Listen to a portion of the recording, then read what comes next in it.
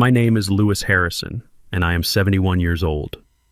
2 weeks ago, I drove to my daughter Maya's house to surprise her and my wife Evelyn. I was halfway up the porch steps, hand raised to knock, when a man I'd never seen before bolted out of the house next door waving his arms. "Stop!" he shouted. "Don't go in. I just called 911. My blood ran cold. 5 minutes later, the police were kicking in my daughter's front door. What they found inside, what I saw, shattered my entire life. But the most horrifying discovery wasn't the blood on the floor. It was the truth that my neighbor revealed, a truth that proved the monster I'd been fighting wasn't the monster at all. Before you hear the rest of this story, tell me in the comments where you're watching from. And please like and subscribe if you've ever learned that the person you trusted least was the only one telling the truth. I didn't even have time to process the man's words before the sound of sirens tore through the quiet suburban afternoon. He was an older black man, built solid like he'd spent time in the service, and his eyes were wide with urgency. He had a strong grip on my arm, holding me back on the sidewalk. "You can't go in there, sir," he said, his voice a low rumble. "I'm telling you it's bad." My heart hammered against my ribs. "That's my daughter's house. My wife is in there, Evelyn." I tried to pull free, but he held fast. "The police are 2 seconds away. Let them handle it." His name, I'd later learn, was Henderson. He lived right next door. "What did you hear?" I demanded, my voice cracking. "What did you hear?" He looked back at the house, his face grim. "It started about 10 minutes ago. Yelling. Loud. A man's voice, then a woman's. Then a crash. Like a heavy piece of furniture going over, and glass shattering. Then the woman screamed. Not just a yell, but a real scream. The kind you only hear once." He looked me dead in the eye. She pleaded, "Please stop, you're hurting her." Then it went quiet. Dead quiet. That's when I called. My mind was spinning. Hurting her. Hurting who? Maya or Evelyn? My wife was 69 years old. A gentle soul. The thought of anyone laying a hand on her, it made me see red. The sirens were deafening now. I knew just as sure as I was standing there who was responsible. Jason. My daughter's husband. I had never trusted that man, not from the day Maya brought him home. He was white, from a wealthy family, and he had this smirk. Like he was always in on a joke the rest of us weren't smart enough to get. He managed some kind of investment fund, drove a car that cost more than my first house, and always talked down to me and Evelyn. He'd call me Lou instead of Mr. Harrison or Dad. He'd pat me on the shoulder like I was a child. I'm a retired city planner. I helped design the very streets we were standing on. I am not a child. Evelyn, bless her heart, always saw the good in people. "He's just nervous, Louis," she'd say. "He's trying to fit in." But I knew better. I saw the way he looked at Maya like she was another one of his possessions. And Maya, she just faded. My vibrant, strong-willed daughter became quiet, agreeable, always looking to him for approval. 2 weeks ago, Evelyn had driven here from our home in Atlanta to stay with them. The official reason was that Maya had a miscarriage. She needed her mother. It felt thin to me. Maya sounded off on the phone, strained. Evelyn, too. In our last call, Evelyn's voice was tight. "Everything is fine, Louis. Just let me handle this. Maya needs me." Handle what I'd wanted to ask, but Evelyn was a private woman. I trusted her. Now standing on this sidewalk, my trust felt like stupidity. I should have come sooner. I should have trusted my gut. That miscarriage story was a lie. This was something else. This was Jason. 2 squad cars screeched to a halt, cutting off the street. 2 officers, a man and a woman, jumped out, guns drawn but pointed down. "What's the situation?" the male officer barked at Henderson. Henderson pointed. "Heard a violent altercation. Glass breaking. Woman screamed for help. No sound since." The officers moved up the walkway, stacking on either side of the front door. "This is the Atlanta PD. Open the door," the male officer shouted. Silence. My heart felt like it was going to explode. I pushed past Henderson, ignoring his protest. "My wife is in there, Evelyn Harrison. My daughter, Maya." The female officer put a hand up to stop me. "Sir, stay back. We need you to stay on the lawn." "That's my family," I roared. The officer shouted again. "Police, open the door now or we're coming in." Nothing, just a terrible heavy silence from inside the house. "Okay, breach it," the male officer said. He stepped back and slammed his heavy boot just beside the doorknob. The wood splintered, but the deadbolt held. Again! He kicked again. The frame cracked. On the third kick, the door flew open, slamming against the inside wall with a bang that echoed my own heartbeat. "Clear!" the officers yelled, disappearing inside, one going left, one going right. I couldn't wait. I didn't care what they said. I ran past the officer on the porch, Henderson right behind me. "Sir, I told you to wait." But I was already in the foyer. The smell hit me first. Something coppery, metallic, blood. The house was a wreck. A tall floor lamp was shattered, its shade crumpled. A heavy oak chair was on its side. Glass from what looked like a picture frame was scattered across the hardwood floor. "Evelyn!" I screamed. "Maya! In here!" The female officer's voice came from the living room just past the staircase. I ran toward the sound, and then I saw her. My world stopped. It just ceased to exist. Evelyn. My Evelyn. She was lying at the bottom of the stairs. Her body was twisted at an angle that bodies shouldn't be. Her eyes were open, vacant, staring at the ceiling. A dark, spreading pool of blood haloed her gray hair on the light tile floor. Oh God, no, no, no, no.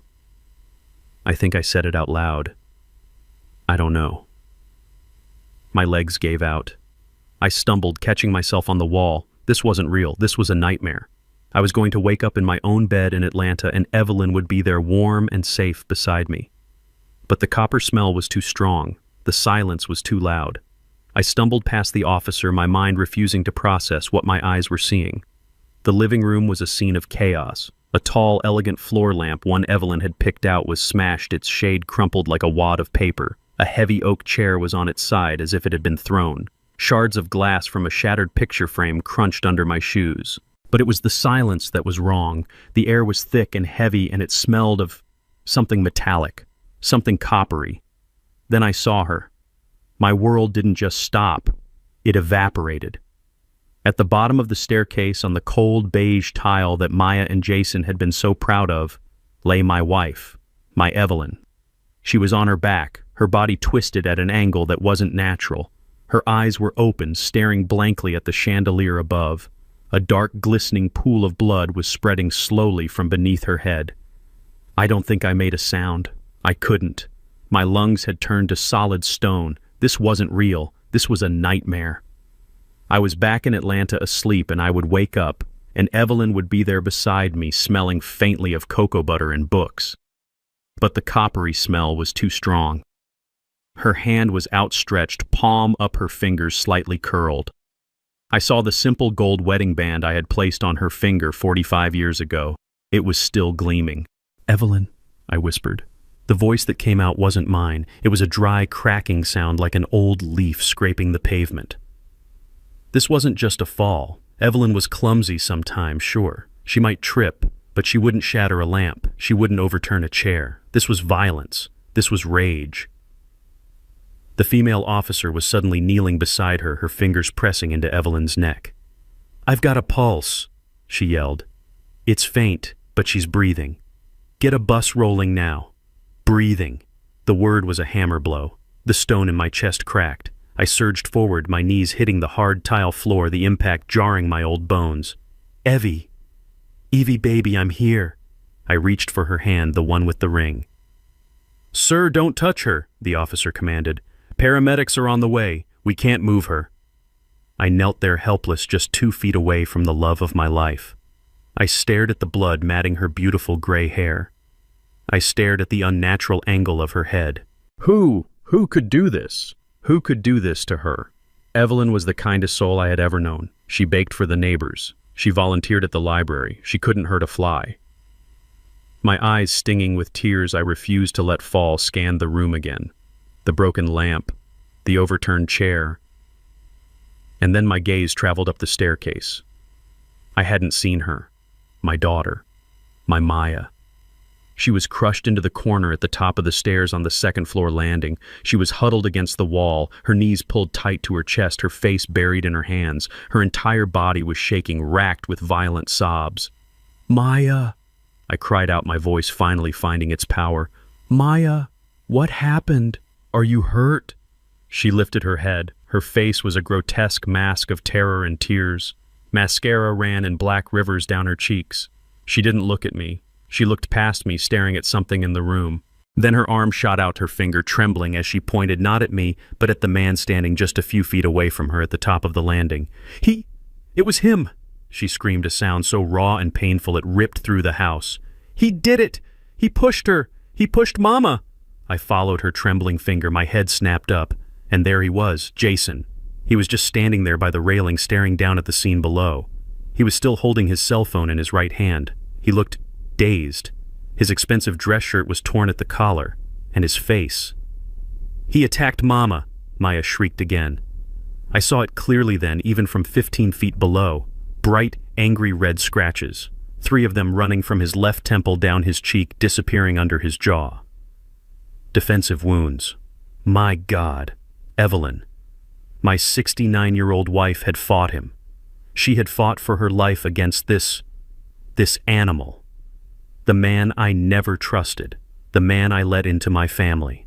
"Police, show me your hands!" The male officer roared, his gun now unholstered and raised. He was already taking the stairs 2 at a time. Jason didn't even seem to register him. He just stood there, his mouth opening and closing, as if he was trying to speak but no sound came out. He looked completely and utterly stunned. The officer didn't hesitate. He slammed Jason against the wall face first. "You have the right to remain silent." "No," Jason finally whispered. It was the first sound he'd made. "No, she's—" "Shut up," the officer commanded, yanking Jason's arms behind his back, the sharp click of the handcuffs echoing in the stairwell. That sound snapped me out of my shock. The ice in my veins turned to fire. A pure cleansing rage, the kind I hadn't felt in decades, surged through me. "You," I roared, pushing myself up from the floor. "You worthless piece of trash, you did this." I lunged for the stairs, my only thought to get my hands on him to make him pay. But Henderson, the neighbor, was suddenly there, grabbing me in a bear hug. "Louis, no, let the police handle this. Don't you do something you'll regret." I fought against his grip, tears of pure fury finally blinding me. "He killed her. He killed my wife. I didn't. Jason started yelling, finally finding his voice as they dragged him down the stairs. He was twisting his eyes wild, looking not at Maya but right at me. "Mr. Harrison, Louis, please, it wasn't me. Check her laptop. Check Maya's laptop. She..." His words were frantic, desperate, but Maya's screams drowned him out. "Liar!" she howled from the top of the stairs. "You monster! You tried to kill her!" The officers dragged Jason through the foyer and out the splintered front door. "Please," he yelled one last time. "The laptop!" The front door slammed shut. I was left in the ruined living room, my chest heaving, my body shaking. Henderson still had a firm hand on my shoulder. Maya was sobbing uncontrollably, collapsing onto the upstairs carpet. And my Evelyn was still lying on the floor, so terribly still, as paramedics finally rushed in with a stretcher. Check her laptop. What kind of nonsense was that? The man was a cornered rat trying to bite anyone he could. My daughter was the victim. My wife was the victim. And he was the monster. I knew it. I knew it the moment I first laid eyes on him. The fluorescent lights of the hospital waiting room hummed. It was the only sound. A low, agonizing buzz that drilled right into my skull. It had been 6 hours. 6 hours since I watched them wheel Evelyn through those double doors. Her face pale, her beautiful hair still matted with blood. The doctor, a young man who looked barely old enough to shave, had used words I couldn't hold on to. Severe cranial trauma, pressure on the brain, medically induced coma. He spoke, but all I could hear was that hum. I was sitting on a hard plastic chair that felt like it was molded from ice. Beside me, my daughter Maya was a crumpled heap. She hadn't stopped crying. She was using a pile of rough hospital tissues, her body shaking with silent sobs. I put my arm around her, pulling her close. "It's gonna be okay, baby girl," I whispered. But the words felt like ash in my mouth. My wife was in surgery, and the man who put her there was my son-in-law. "Dad," she finally whispered, her voice raw from crying. "I have to tell you, I'm so ashamed." I held her tighter, my old heart aching for her. "It's not your fault, Maya. None of this is your fault." "But it is." She insisted, pulling back just enough to look at me, her eyes bloodshot and pleading. I let this happen. I hid it from you. I hid it from Mom. Hid what, baby? She took a ragged breath. Jason, it's a sickness, Dad. A gambling sickness. The word hung in the air between us. Gambling. It clicked. It made a terrible perfect sense. That expensive watch I'd seen on his wrist last month, the new sports car he'd claimed was just a company lease. That arrogant, entitled smirk he always wore. It wasn't the confidence of success. It was the bluff of a desperate, broken man. I didn't know how bad it was until about a month ago. She continued, the words spilling out of her in a torrent. I found statements, online accounts. He'd lost everything, Dad. He'd drained our savings account. The whole $80,000. $80,000. I felt the blood drain from my face. That was the money Evelyn and I had given them for a down payment. Our money. Money we had saved over 40 years of hard work. Gone. I confronted him. She sobbed, her body shaking. He promised he'd stop. He swore he'd get help. He begged me not to tell you. He said he was embarrassed to face you, that he couldn't stand for you to think he was a failure. That, too, made perfect sense. I had never hidden my disapproval of him. Of course he'd be afraid of me. And the miscarriage? I asked, my voice barely a whisper. The reason your mother came down here. Maya's face crumpled and she looked away, her shame palpable. There was no miscarriage, Dad. What? I lied, she whispered. I was so scared. I was desperate. I called Mom and told her that because I needed her. I needed someone. I was terrified of what Jason would do when he realized the money was completely, finally gone. I didn't know who else to turn to. So Evelyn had walked into a trap. My wife, the fixer, the one who always protected her children, had walked straight into a lion's den. She's so smart, Dad, Maya cried, hiding her face in her hands. She's smarter than me. She must have seen the bank statements I'd hidden in my desk. She found the notices from the credit card companies. This afternoon while I was upstairs in the shower, she confronted him. And I could picture it perfectly. My Evelyn, 69 years old, but with a spine of steel, standing up to that arrogant boy. I heard them shouting, Maya cried. I ran downstairs. Mom was holding the bank statements. She was telling him he was a thief, that he had betrayed her trust, that she was going to call the police.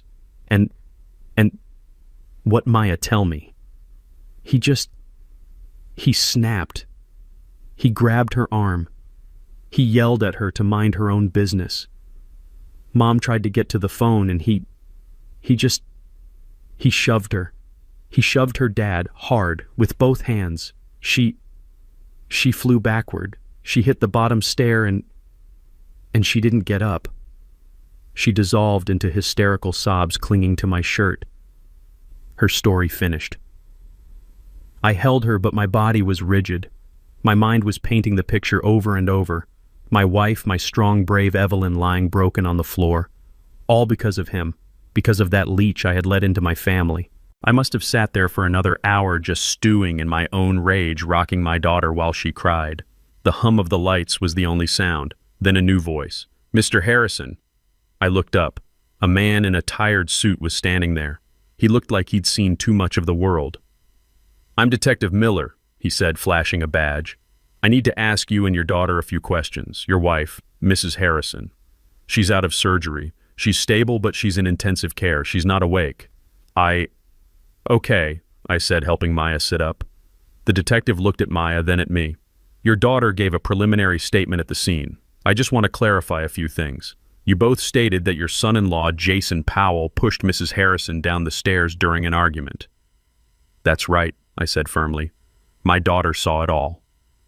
Detective Miller nodded slowly, pulling out a small notebook. The thing is, Mr. Harrison, we have a conflicting statement. My brow furrowed. Conflicting from who? From Jason? No, sir. From your neighbor, a Mr. Henderson. The man who called 911. What about him?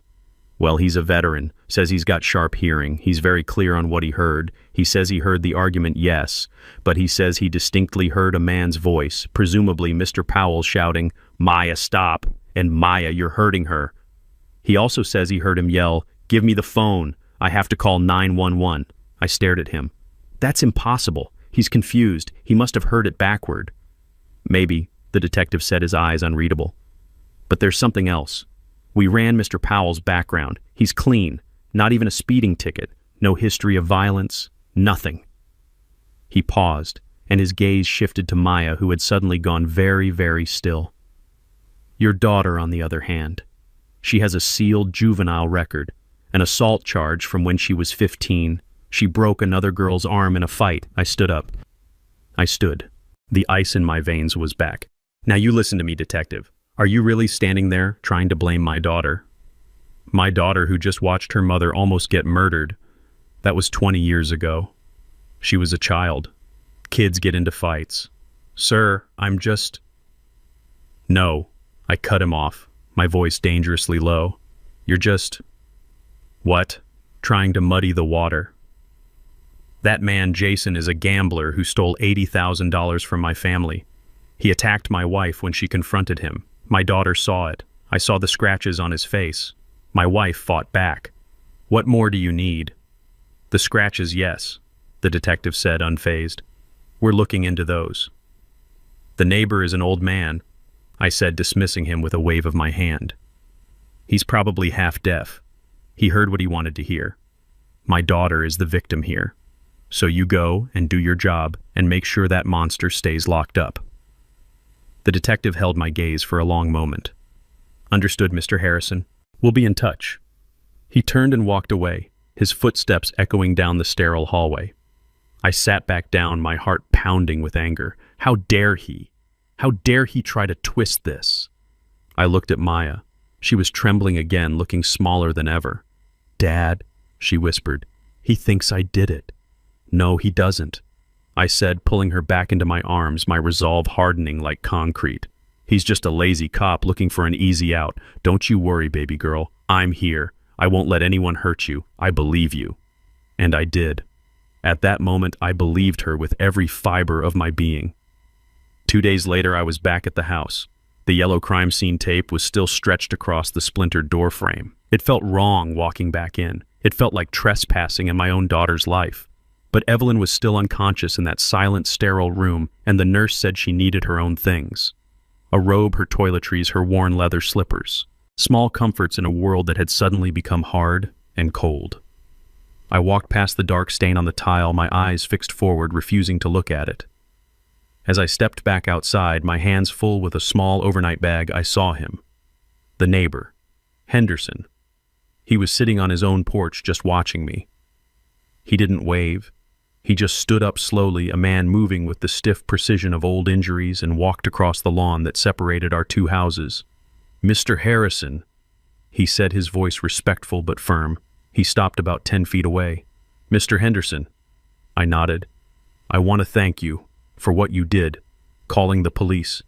You probably saved my wife's life. He just looked at me, his eyes sharp. Sir, I spoke with the detective. He came by this morning. Detective Miller. Yes, he spoke to us at the hospital. I was tired. I wanted this conversation to be over. I wanted to get back to Evelyn. I don't think he believed me, Mr. Harrison, Henderson said, and I have a feeling I need you to believe me. A knot of irritation tightened in my stomach. I was grieving. My family was shattered. I didn't have time for this old man's stories. Believe what I said, my voice sharper than I intended. That you heard wrong. I was just at the hospital. My daughter Maya, she told me everything. That man Jason, he's a gambler. He stole $80,000 from my family. He attacked my wife when she confronted him.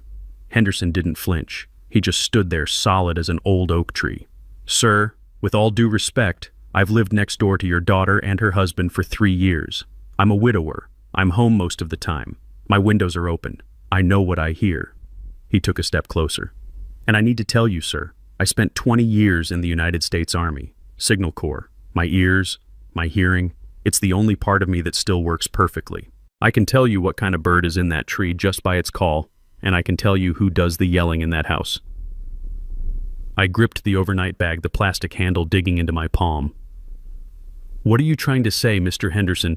I'm saying, he said, his voice dropping low, that in 3 years I've maybe heard Mr. Powell raise his voice twice, once during a football game, once when he dropped something heavy in the garage. But your daughter Maya, sir, she screams. She screams every week, usually Thursdays.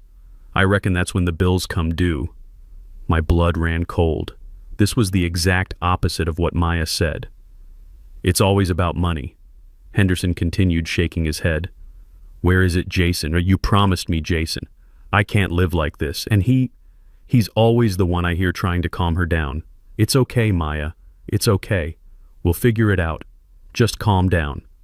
That's the dynamic, sir. It has always been the dynamic. That I stared at him, my mind scrambling. This was wrong. This was a lie. The detective had said this, and I had dismissed it. But hearing it from this man, this soldier, it felt different. That night, I said, my voice shaking, you told the police. I told them exactly what I heard. Henderson interrupted, his eyes locking onto mine. And it wasn't Thursday screaming. This was panic. I was in my yard right by that fence. I heard your wife's voice. She was upset. She said something like, Maya, no, that's madness. Then I heard the crash, the glass breaking, the lamp, I guess. He took a deep breath like he was bracing himself. And then, sir, I heard Jason. And he wasn't calm. He was terrified. He shouted. And I mean shouted. He yelled, Maya, look what you did, you're hurting her. Then he yelled it again. Maya, get away from her. My mind just stopped. You're hurting her. And then, Henderson said, his voice barely a whisper, I heard him yell, give me the phone, I have to call 911. He let the words hang in the air between us. I couldn't speak. I just stood there frozen. This was impossible. Maya was the victim. Jason was the monster. I saw the scratches. Sir, Henderson continued, that was maybe 30 seconds before the big fall. I heard the scuffle.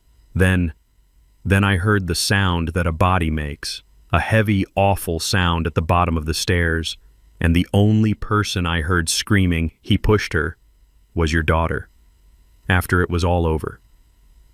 I must have staggered because Henderson put a hand out to steady me. That's not what my daughter said. I whispered the world tilting beneath my feet. I know, sir. Henderson said, his face etched with a sad, hard pity. That's why I'm talking to you. I'm just an old soldier and I've seen friendly fire before. I've seen people get confused in the fog of war. But I also know when someone is lying to cover their flank. He looked me square in the eye. Mr. Harrison, I truly believe you are protecting the wrong person. I drove away from my daughter's house, but I couldn't go back to the hospital. I couldn't go back to Evelyn, not yet. I just parked on a quiet side street, the little overnight bag sitting on the passenger seat, mocking me with its simple domestic purpose. Henderson's words were a poison. They had seeped into my bloodstream and were now working their way to my heart. I think you are protecting the wrong person. It was nonsense. It had to be. My daughter was a victim. I saw her. I held her while she sobbed. My wife was a victim. I saw her lying in a pool of her own blood, but my mind kept pulling me back. The detective, the juvenile record, and Henderson's certainty. Maya, stop. You're hurting her. Why would he lie? And then like a key turning in a rusty lock. I heard Jason's voice again. Not the arrogant man I despised, but the desperate man being dragged out in handcuffs. Check her laptop. Check Maya's laptop. At the time, I'd dismissed it as the frantic raving of a guilty man, a pathetic attempt to shift blame to muddy the water. But what if it wasn't? What if it was the only true thing said that day? I felt a profound, bone-deep sickness. I was a city planner for 42 years. My job was to see the foundation beneath the facade. I dealt with facts, I dealt with blueprints. My entire life was built on looking at the structure of things, and right now the foundation of my family was cracking. My heart was telling me one thing, but my gut was telling me I was a 71-year-old fool who had been staring at the wrong blueprint all along. I couldn't go back to that hospital until I knew. I needed facts. The next morning I drove downtown. I didn't go to my old family lawyer. I couldn't. I went to a new firm, a name a colleague from the City Planning Commission had given me years ago. Angela Russo. She had a reputation for being a shark in a silk blouse. She didn't deal in family sentiment. She dealt in assets fraud and the cold, hard truth. I needed that. I walked into her sharp, modern office. I must have looked like what I was, a grieving, broken old man. Ms. Russo, I said, my voice steadier than I felt. My son-in-law was just arrested for the attempted murder of my wife. My daughter Maya is the primary witness. She's a wreck. I paused, letting the lie settle in the air. With her husband in jail and her mother in a coma, she's not capable of handling her affairs. She needs help. I need you to protect her. I need you to get a clear picture of her finances to secure her assets. Her husband was a gambler. I need to know how bad the damage is. It was the perfect cover. A concerned father protecting his traumatized daughter's estate. Angela Russo just nodded, her eyes sharp, analytical. I'll need your daughter to sign a power of attorney giving us temporary access to her financial records and personal devices. She'll sign anything I put in front of her right now, I said. And she did. That afternoon at the hospital, Maya signed the papers without even reading them, her tears staining the ink. Thank you, Daddy, she'd whispered, clinging to my hand. You're the only one I can count on. The words felt like a splinter of glass being pushed into my heart. It took Angela Russo less than 24 hours. My phone rang the next morning. It was her. Louis, she said. She didn't use Mr. You need to come to my office, now. The line went dead. I sat in that same stark, modern chair. Angela didn't offer me coffee. She didn't offer condolences. She simply slid a thick stack of bank statements across her polished glass desk. You hired me to find out how much damage your daughter's gambler husband did, she said, her voice flat, devoid of emotion. You were right about the damage, Louis. You were just wrong about who was holding the hammer. I stared at the papers. My hands were shaking. They were withdrawals from the joint savings account, dozens of them, 10,000, 15,000, 5,000, all transferred to offshore websites, sites with names like Slots Royale and Vegas Palace Online. A total of $80,000, gone in 6 months. This is what he did, I whispered. No, Angela said.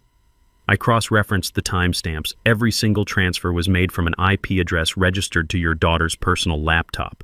Jason Powell was verifiably at his office in documented meetings during every single one of these transfers. This wasn't Jason Louis. This was Maya. No, I said. It came out as a croak. No, that's not possible. She told me. She told me he was the gambler. Angela leaned forward, her eyes merciless. She lied. And that Louis is not the only lie. You told me your wife was visiting because your daughter had suffered a miscarriage. I nodded, my mouth too dry to speak. I pulled the local hospital and OBGYN records for the last 6 months. Your daughter was never pregnant. There was no miscarriage. She was never a patient. The room tilted. The air hummed. The miscarriage was a lie. A fabrication. A cold, calculated maneuver. Then why? I stammered. Why did Evelyn go to her? You tell me, Louis, Angela said.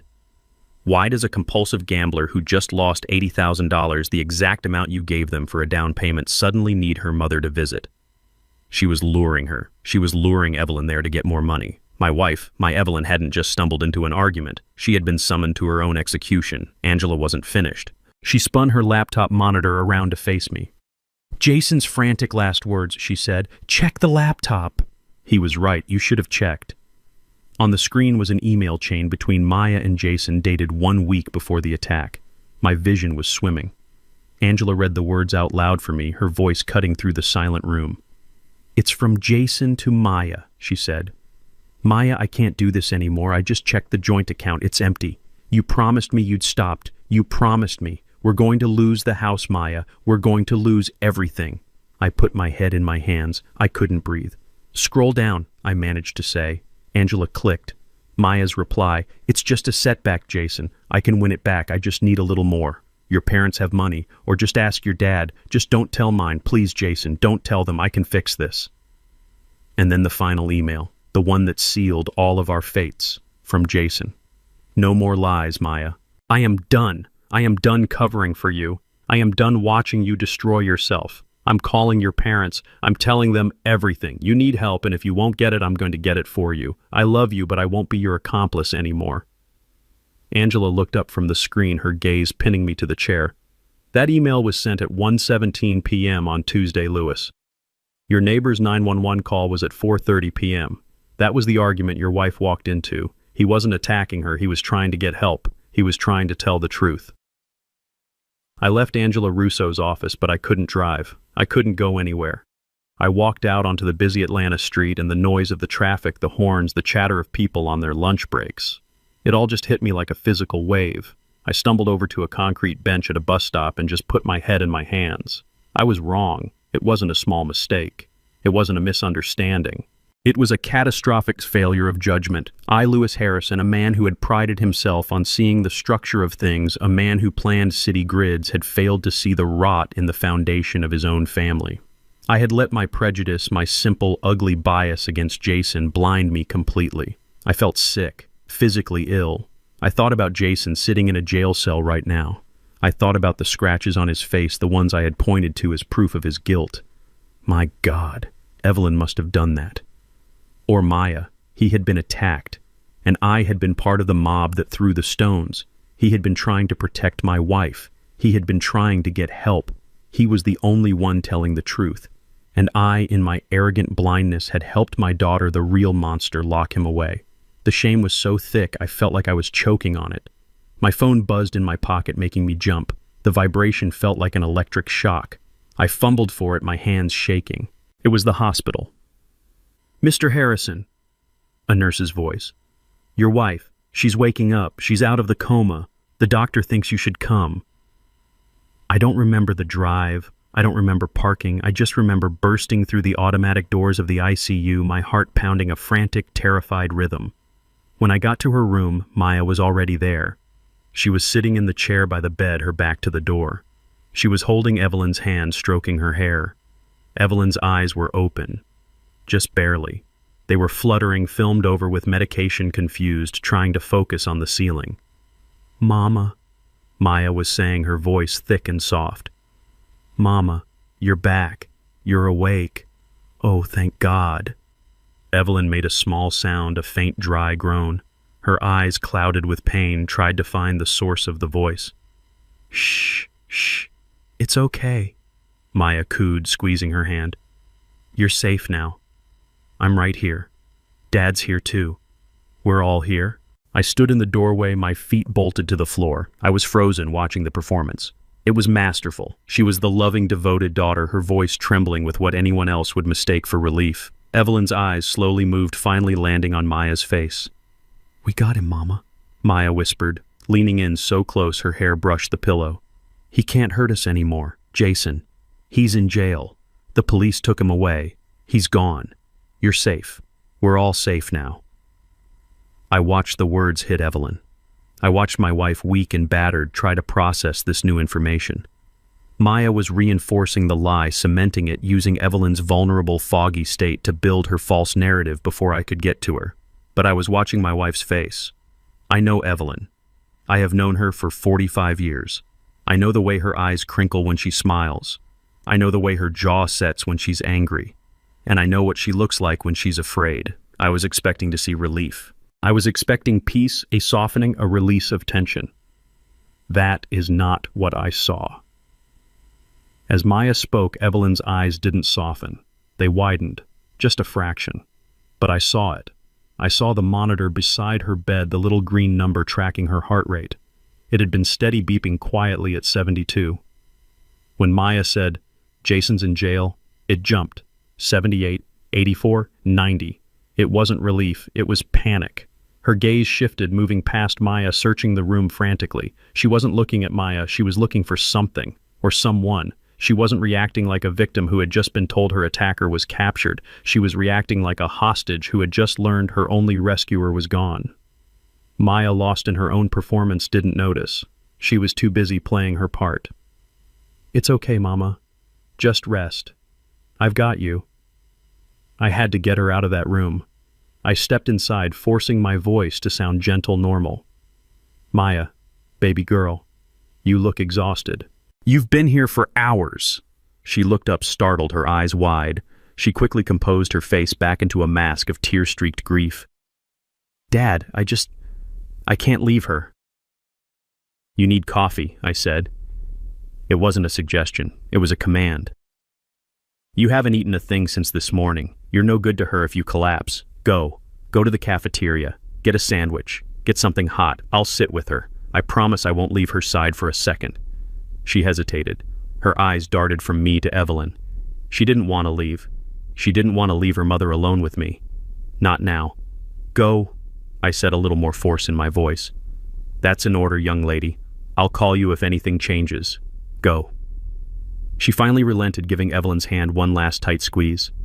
"I'll be right back, Mama. I love you." She walked past me, sniffing, still the perfect picture of the devoted daughter. The moment the door clicked shut, I moved to the bedside. The room was heavy with the smell of antiseptic and the quiet, steady beep of the heart monitor. I took Evelyn's hand. Her skin was so cold, so papery. "Evelyn," I whispered, leaning in close. "Evie, it's me. It's Louis.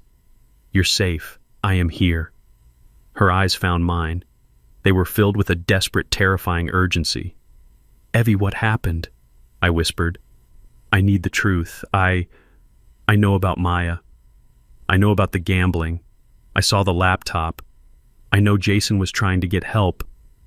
Just tell me what happened." Her lips cracked and dry began to tremble. A small dry sound came out, a little click. She tried to swallow. "It's okay." I soothed my heart breaking. "It's okay. Just whisper. I'm right here. I'm listening." Her eyes filled with tears. Not the performance tears of her daughter, but real hot tears of terror. They welled up and spilled over, running down her temples into her matted hair. She whispered. Her voice was a dry rasp, barely air. "What, Evie? What was it?" "It was Maya," she breathed. The words were a tiny puff of air. My heart shattered. "I know, baby.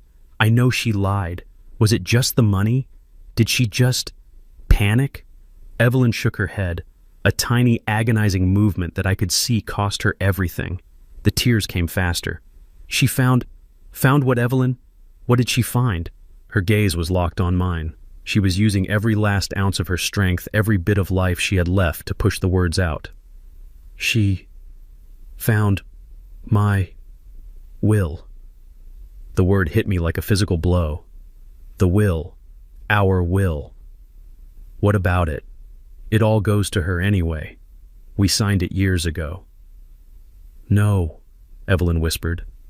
Her eyes closed for a moment as if in agony. "No, not my will." My mind seized on that one word. Will. It made no sense. "What are you talking about, Evie?" I whispered, my voice rough. "Our will. We did that together. We did that 20 years ago. It's simple.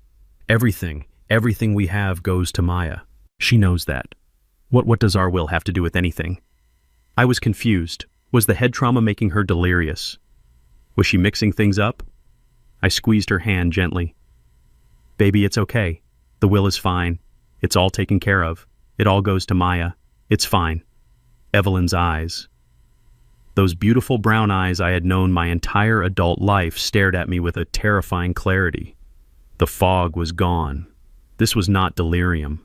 This was truth. A single tear rolled down her temple. "No," she whispered, the sound scraping her dry throat. "No, Louis. Not our will. My will. My will." The words hung in the sterile, beeping air. I didn't understand.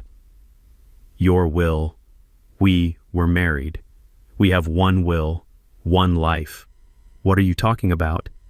Evelyn tried to take a breath. It hitched in her chest. I saw a flash of pain cross her face. "Please, Evie, don't talk if it hurts." "I must," she insisted. "You don't know." She closed her eyes for a moment, gathering what little strength she had. When my Aunt Josephine died, 20 years ago. Remember? I nodded. "Of course. The funeral in Chicago. You were gone for a week. She left you that little porcelain music box. Maya used to love it. She didn't just leave me the music box, Louis, Evelyn whispered. She left me everything. I frowned. Everything, Evie. Your aunt was a seamstress. She lived in a tiny apartment. What are you? She lived like that. By choice, Evelyn breathed. Her husband, my uncle, he had invested, years ago, smartly, when he died. He left it all to her, and she left it all to me. She was the only one who knew my secret. Secret, Evelyn, you're scaring me. What are you talking about? Her eyes met mine, and in them I saw a secret she had carried for 2 decades, a burden she had carried alone. She left me $1.2 million. The number was absurd. It was a cartoon number. It meant nothing. $1.2 million. I almost laughed. It had to be the trauma. Evie, baby, you're confused. I invested it. She interrupted, her voice gaining a desperate paper-thin strength. Like she taught me. I never touched it. I just let it grow. For 20 years. For us. For our retirement. For an emergency. I just stared at her. $1 million. My wife. My quiet, frugal Evelyn who clipped coupons, who bought her clothes at department store sales, who insisted we drive our old car until the wheels fell off. She was a millionaire. I don't understand. I stammered, my entire reality shifting under my feet. Why didn't you tell me? For 20 years, Evie. Why would you hide that from me? The tears were flowing freely, now hot and silent. Because of my father, she whispered, her voice cracking. You never knew him, but I remember. I knew her father had died when she was young. She never spoke of him. It was a locked door in her past. He was a gambler, Louis, she said, and the shame in her voice was still fresh after 60 years. He was a wonderful man. He could charm anyone. He could light up a room. But he had a sickness. The same sickness I saw in Maya. My heart stopped. She knew. She had known all along. He lost everything. Evelyn continued, her gaze distant, looking at a ghost in the corner of the room. The house, my mother's jewelry, my college money. He lost it all, and he couldn't live with it. He took his own life. I found him. Oh, Evie. I gripped her hand, my own guilt and shame now mixing with hers. When I got that money from Josephine, I was so scared. I was terrified. I saw what money could do. It was a curse. I hid it. I hid it from everyone. Even you. I'm so sorry, Louis. I was so afraid it would poison us too. It's okay, I whispered, though my mind was still reeling. It's okay. No, she said, her voice hardening. It's not okay, because I saw it. I saw the signs in Maya, years ago. The little lies about money, the way she always needed more. I tried to believe it was just youth. But then I saw her bank statements, the ones she left on her desk 2 months ago when I came to visit. The withdrawals, the websites, just like my father's. So what did you do? I did what I had to do, she said. I went to my lawyer, secretly. I changed my will. My will, the one just for my money, the $1 million. I took Maya out of it. You disinherited her. I left all of it, she sobbed, all $1.2 million to a charity, a foundation for gambling addiction. The pieces clicked into place with the horrifying sound of a cell door slamming shut. The will, the addiction, the lies. Evelyn, I said, my voice barely audible. That day, the day of the fall, did you tell her? Evelyn shook her head, her face pale. No, she found it. I brought a copy. In my suitcase. I don't know why. Maybe I was going to show her, to scare her into getting help. I don't know. She found it in your suitcase, I repeated, my voice flat. Yes, she whispered. When I was confronting Jason about the $80,000, I didn't know he didn't know. He was just as shocked as I was. He was trying to help me. He was the one who said we had to call you. He said Maya needed an intervention. And Maya She came downstairs. She must have been in my suitcase while we were arguing. She came down the stairs, holding the will in her hand. Her face. Louis, I've never seen such hate. She was screaming. Evelyn's words were coming in short, painful gasps. She called me a monster. She said I was stealing her future. She demanded I call my lawyer, that I change it, right now. I refused.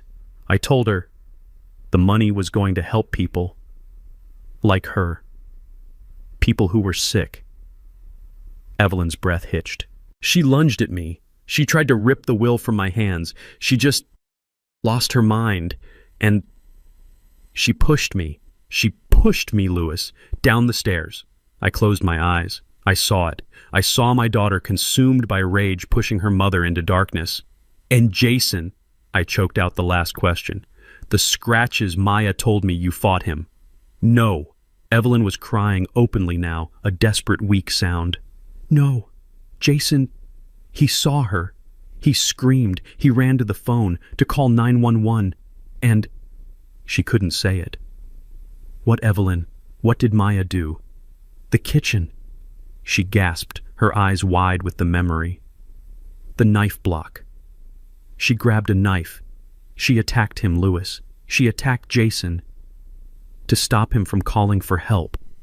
He was just trying to save me. I stood by Evelyn's bed, my hand still holding hers, but my mind was 1,000 miles away. It was replaying a movie. Jason, the scratches. I had screamed at the detective about them. My wife fought back. My God. I was right, but I was wrong about who she was fighting. Evelyn's words echoed in the humming silence of the ICU. She grabbed a knife. She attacked him, Louis, to stop him from calling for help. Those marks on Jason's face, they weren't just scratches, they were defensive wounds. They were the marks of a man dodging a blade. He hadn't just been shoved, he had been attacked. And I, in my arrogance, in my 71 years of stubborn pride and prejudice, had pointed to those wounds as his condemnation. I felt a wave of nausea so profound I had to grip the bedrail. I had accused an innocent man, no worse. I had accused the other victim. I had stood by, comforting the monster, while the man who tried to save my wife sat in a jail cell. I hadn't just been blind, I had been an accomplice after the fact. The shame was a physical weight heavier than any grief I had ever known. It settled in my gut like cold lead. I felt dirty. I felt weak. I was 71 years old, and I had never felt more foolish or more wrong in my entire life. The lead in my gut turned to fire. I let go of Evelyn's hand. I pulled out my phone, my fingers shaking so badly I almost dropped it on the sterile floor. I didn't leave the room. I didn't care who heard. I punched Angela Russo's number. She answered on the second ring, her voice crisp. Russo. It's Louis Harrison, I said. My voice was low and it was shaking with a fury I had never known I possessed. He's innocent. Jason Powell. He's innocent. There was a half-second of silence. Louis, what are you? She told me. I cut her off, my voice a gravelly roar. Evelyn is awake. She told me everything. Maya did it. Maya attacked both of them. She pushed Evelyn. She attacked Jason with a knife. You have to get him out. You have to get him out now. Louis, slow down. I need a formal statement. Now. Angela, I shouted, causing a nurse at the station down the hall to look up. Get him out of that jail. Use the money. Use all of it. I don't care. Just fix this. Fix what I broke. I hung up without waiting for a reply. I needed air. I needed to see the monster I had been protecting. I walked out of the ICU, my blood roaring in my ears. I felt ancient, brittle, like I could shatter into 1,000 pieces. I saw her. She was just stepping off the elevator, a cup of coffee in one hand, her phone in the other. She looked calm, composed. She looked like someone who had just gotten a minor inconvenience out of the way. When she saw me, she smiled, that same practiced, tear-streaked, fraudulent smile. Dad, you're back. Is she okay? Did she say anything else? I didn't move. I just stood in her path, blocking her way to Evelyn's room. I let the silence stretch. I watched her smile falter. I watched the first flicker of confusion, then annoyance creep into her eyes. Dad? she said, her voice laced with that fake concern. "What's wrong? You're scaring me." "She's awake," I said. My voice was flat. Dead. "I know I saw her just—" "No." I cut her off. "You don't know. You weren't there just now. I spoke to her. I really spoke to her." I watched her grip tighten on the coffee cup. I could see the tiny tremor in her hand. What did she say?" "She told me Maya." I took a step closer, close enough to smell the faint scent of coffee and lies, close enough to see the panic flare deep in her pupils. "She told me everything." I expected her to crumble. I expected the dam to break. I expected tears, confessions, hysterical apologies, a complete breakdown. That is not what happened. Maya didn't cry. She didn't flinch. She didn't even look guilty. Instead, something in her eyes went cold, as if a steel door had slammed shut behind them. The terrified, grieving daughter I had been comforting for 2 days vanished. She just disappeared.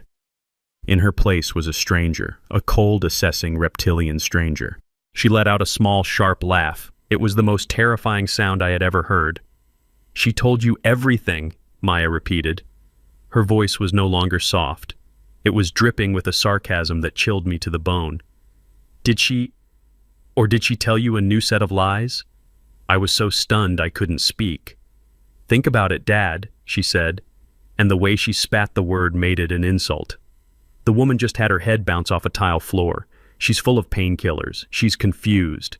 The doctor said she would be confused. She's probably hallucinating. She doesn't know what she's saying." "She wasn't hallucinating," I managed to say. "She was telling the truth, about the will, about the knife." "The will." Maya laughed again, a sound completely devoid of humor. "Oh, this is rich. This is what it's about." She took a step toward me, and for the first time in my life, I actually felt a flicker of fear for my own daughter. "Let me ask you something, Dad," she said, her voice dropping to a conspiratorial whisper. "You're standing here ready to believe a woman who just admitted she lied to you. She lied to you, her husband, for 20 years. About $1.2 million. The words hit me like a slap. She was right. Evelyn had lied to me. "She hid a fortune from you, Dad." Maya pressed her eyes glittering. "From her husband. For decades. She's a liar. A proven professional, lifelong liar. And I'm your daughter. Your blood." She was using Evelyn's confession against her. She was turning my own sense of betrayal into a weapon. "So who are you going to believe?" She hissed, her face inches from mine. "Are you going to believe the woman with the brain injury who just confessed to being a master liar? The woman who is going to give our money, your money, to a bunch of strangers rather than her own family?" She smiled. It was a cold, terrible, triumphant smile. "Or," she said, "are you going to believe me? Your daughter, the one who has always loved you, the one who is telling you the truth. Jason did this, and Mom is just confused. She's trying to protect him. Or maybe she's just trying to punish me for finding out about her secret money." I stood there in that sterile hospital hallway feeling like I was being torn in two. Maya's words were venomous, but they were also smart. She had found the one crack in my armor, the one place I was truly vulnerable, and she was driving a wedge into it with all her strength.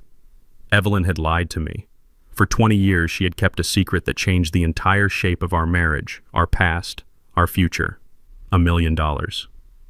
She had watched me pinch pennies, seen me worry about our retirement, listened to me talk about whether we could afford a new roof, all while she was sitting on a fortune. The betrayal felt fresh, sharp, and very real. It stung. And Maya, with her cold, reptilian eyes, saw it.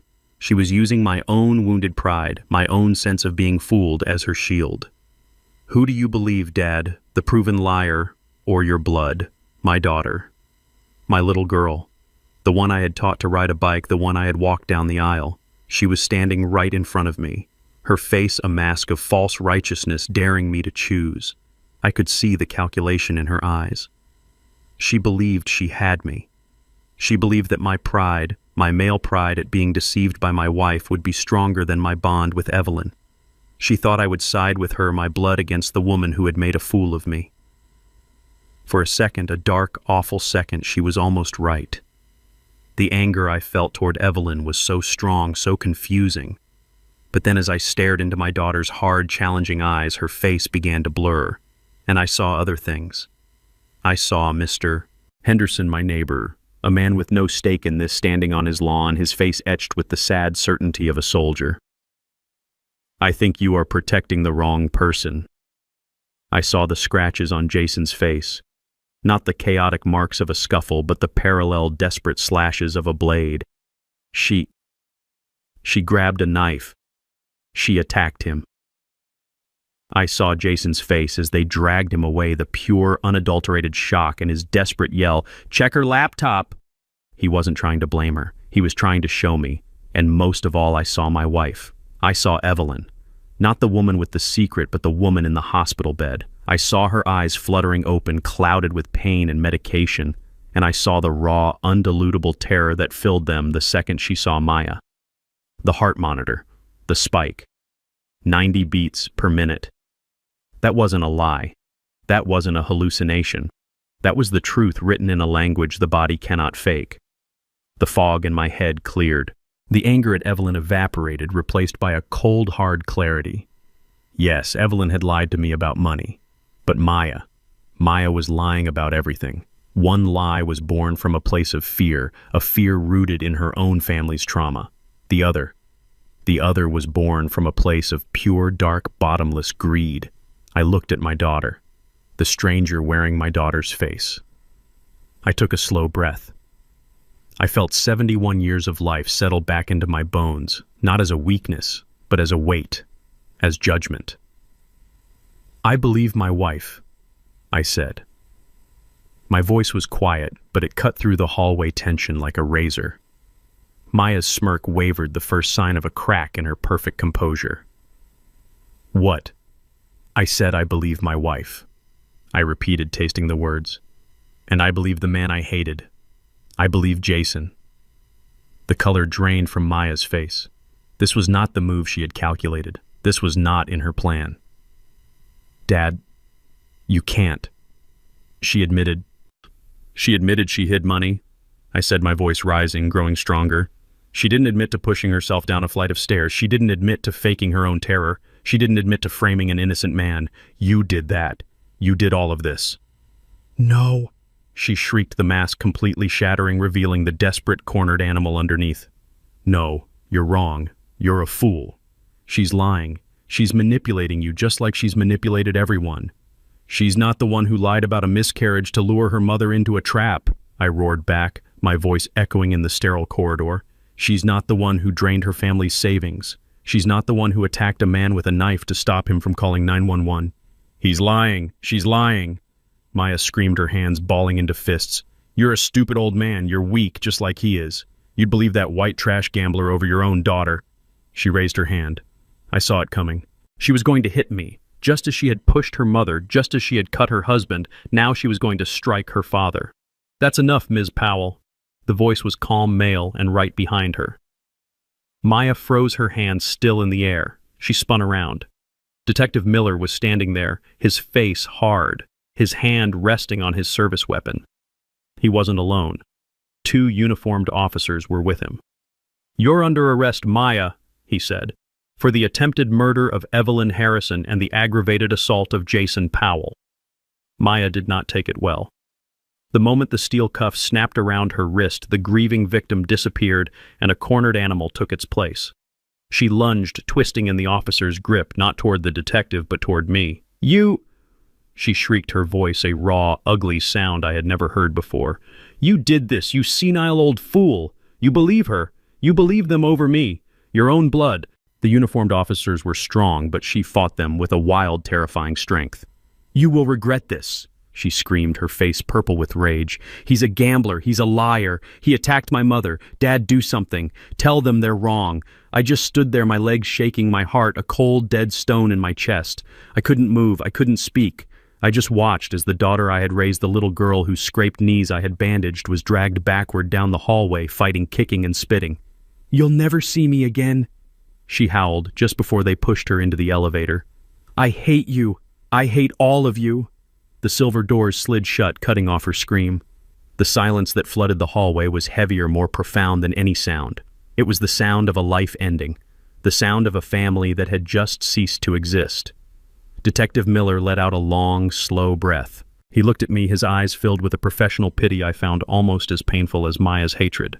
Mr. Harrison, I know this is a lot. We're processing her. We're also processing the immediate release of Mr. Powell. He's on his way out now. My stomach dropped. Jason. I had to face him. I had to look at the man I had wrongly accused, the man I had despised, the man I had helped put in jail. What do you say to a man like that? How do you apologize for a sin so profound? I nodded numbly, and the detective walked away, his radio squawking. I made my way to the hospital lobby, sinking onto one of the hard plastic chairs. The bright, cheerful art on the walls felt like an insult. I just stared at the automatic doors, waiting. 5 minutes passed. 10. Then the doors slid open, and he walked out, flanked by a single police officer. He looked broken. He hadn't slept. He hadn't shaved. His expensive suit was wrinkled, his shirt still torn at the collar where Maya had attacked him. The angry red scratches on his cheek looked even more vivid in the lobby's bright light. He was carrying a small plastic bag with his wallet and keys. He saw me, and he just stopped. He stood there about 20 feet away, not angry, not yelling, just looking at me. His eyes were empty. He looked like a man who had walked through hell and hadn't quite come back. My throat was tight, my palms were sweating. All my life I'd prided myself on being a man who said what he meant, a man of conviction. But standing there in front of the man I had wronged so deeply, I was a coward. I had no words. I stood up slowly, my old joints cracking. "Jason," I said. My voice was a dry croak. I faltered. What could I say? I'm sorry. It was a pathetic, tiny word for such a massive betrayal. I tried again, my voice shaking. I was wrong. I was so wrong. Jason just watched me. He didn't speak. He didn't move. He didn't make it easy for me. He didn't say, "It's okay," because it wasn't. I saw the laptop. I pushed the words out, desperate to fill the awful silence. The lawyer, Ms. Russo, she showed me. The emails, the gambling. I didn't know. "No," he said. His voice was hoarse, raw. "You didn't." "I thought it was you," I stammered. "I thought you were the gambler, the monster." He finished the sentence for me, his voice flat. "The arrogant white boy who wasn't good enough. The man who attacked your wife." I flinched because he was right. "Yes," I whispered. He finally moved, but only to slump onto one of the chairs, dropping his head into his hands. He looked like a puppet whose strings had just been cut. "She's good, isn't she?" he whispered, his voice muffled. "She had me fooled for a solid year. She had you fooled her entire life." I sat a few chairs down from him, a gulf of shame and silence between us. "The detective told me I said that she attacked you with a knife." He let out a dry, bitter laugh that sounded more like a sob. "Yeah, she did, when I tried to call 911. "I don't understand," I said, leaning forward. "Why did you never tell us? Why did you let us believe you were this person?" He finally looked up at me. His eyes were red-rimmed and so tired, so profoundly tired. "Lewis," he said, using my first name for the first time. "When did it start, the gambling? Was it just the 80,000? He shook his head slowly. "The gambling? It's been 5 years. The air left my lungs. 5 years. It started small," he said, his voice a monotone. "Online poker. Just fun," she said. "Just relaxing. I didn't find out until our savings account was empty, 3 years ago. I confronted her, she broke down, cried for days, swore it was a mistake, that she was stressed that she'd never do it again. And his voice cracked. "I loved her, Lewis. I really did. So I believed her. I fixed it." "Fixed it how?" "I took $20,000, he said, looking away, "out of my own inheritance. Money my mother left me. I put it back into the joint account so the mortgage wouldn't bounce. I told her we were starting fresh. I set up alerts. I thought I had it under control. The man I thought was a leech. The man I thought was after our money. But she's a liar," he continued, his voice hardening. She's a brilliant liar. She opened new accounts, took out credit cards in her own name, then in my name, then in Evelyn's name. I didn't even know that part until the lawyer told me. So all this time, he said, his voice rising with a frantic, bitter energy, I've been playing defense. I've been a dam trying to plug the holes she was blowing in our lives. I'm not a gambler, Lewis. I hate it. I've spent the last 5 years of my life trying to get her into rehab, trying to pay off shadow debts, trying to keep our heads above water. The arrogance. The smirk I always saw. The way he seemed stressed. Distant. I thought you were arrogant. I whispered, the confession tasting like poison. The way you always looked. That smirk. I thought you were laughing at us, at our simple life. He looked at me, and for the first time I saw the real Jason. Not the stereotype I had built in my head, but a 38-year-old man who was completely and totally exhausted. Arrogance, he said, his voice breaking. That wasn't arrogance, Lewis. That was terror. That was the stress of knowing the next paycheck was already gone. That was the humiliation of having to lie to my parents to borrow money from them to cover her debts. That was the look of a man who hasn't slept through the night in 3 years because he's waiting for the next bank alert. The smirk, that was me trying not to burst into tears in front of you. I couldn't speak. My prejudice, my 71 years of hard-set conclusions had been so wrong, so profoundly, devastatingly wrong. Why? I finally asked. Why didn't you just tell us? Why protect her? Because I was ashamed. He cried out, pounding his fist on his knee. I was ashamed. I was supposed to be her husband. I was supposed to fix it, and I couldn't, and I was trying to protect you. Protect us. Yes, I didn't want you to see her like this. She's your little girl. I didn't want Evelyn to know what her daughter had become. I thought I could handle it. I thought I could get her in to help fix the money, and you would never have to know how broken she was. I was protecting you from the truth. He finally broke. He dropped his head into his hands, his shoulders shaking with silent, racking sobs. When Evelyn showed up, that's why I sent that last email. I was done. I couldn't do it alone. I needed her help. I needed your help. I was going to tell her everything that night. And Maya. She saw the email on my phone. He looked up, his eyes swimming in despair. When Evelyn confronted her, Maya just snapped. She saw her whole world ending. She pushed her. She pushed her own mother. And when I ran for the phone, she grabbed that paring knife from the kitchen. She just came at me. You won't ruin me, she screamed. You won't tell them. He touched the angry scratches on his cheek. This, he whispered, his voice broken. This was your daughter. This was the woman I was trying to protect. The trial began 4 months later. 4 long months of watching Evelyn learn to live in a body that had betrayed her. She went through grueling physical therapy every single day. She had to learn to walk again. Her balance was gone. Her left hand trembled, but she never complained. She just worked her jaw set with a silent, terrifying determination. I sat with Jason in that sterile hospital waiting room for weeks. We barely spoke. What was there to say? We just sat in a shared, heavy silence. We were 2 men bound together by a tragedy we couldn't comprehend, waiting to see if the woman we both loved would ever be the same. When the trial started, I sat in the front row right behind the prosecution. Evelyn insisted on sitting beside me. She refused the wheelchair the hospital had provided. She walked into that courtroom, her back straight, leaning heavily on a 4-pronged cane. Every step was a visible, agonizing effort, a quiet act of defiance that screamed louder than any words. Across the aisle, Jason sat alone. He wore a simple dark suit. He looked tired, but he was calm. He was here to testify against the woman he had once loved. Maya's lawyer, a slick man in a suit that cost more than my first car, began his opening statement.